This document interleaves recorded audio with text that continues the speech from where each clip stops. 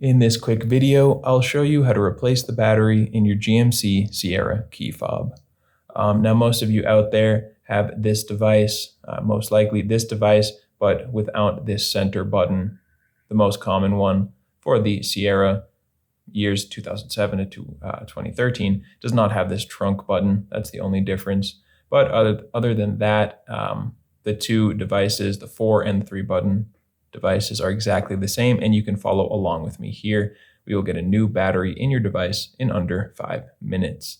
The only things you'll need for this process are a regular flathead screwdriver and one CR2032 battery. If you don't have one of these batteries lying around or you're not sure where to get one, go check out that first link in the description. That will take you over to Amazon, where you can find these batteries for just a couple of bucks. The first step here is just to find the little hole on the bottom of your device, right next to where the key ring attaches. You can see right there, running along the seam, there's this kind of indentation.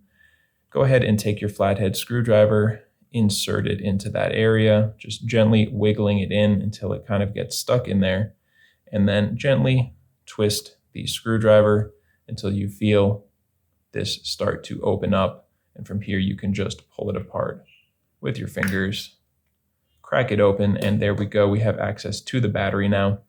The easiest thing to do from here is actually just lift out the circuit board.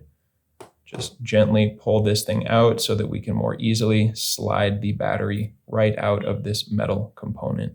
So pull out your old battery, dispose of it, and make sure your new battery, again, is a CR2032.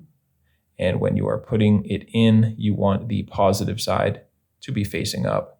So put your new battery in, slide it all the way into that metal housing, push it down with the plus sign facing up.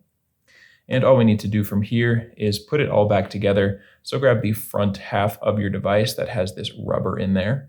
Just drop the board right in with the battery facing up. Push it down so that it sits nicely in there. And all you need to do now is just click the back section of plastic back on there. Just squeeze it all together. Check that it is in fact closed. And there we go. Just like that, you have a new battery in your device. It should last you for many years. And hopefully you saved some money doing it yourself at home instead of bringing your key fob to the dealership. So I hope that video helped you out. And if it did, feel free to let me know down in the comments or just by giving this video a like.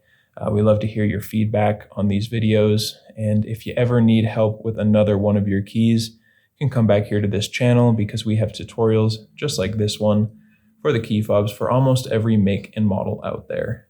And if you're interested, you can also get that information directly over at our website, FobBattery.com.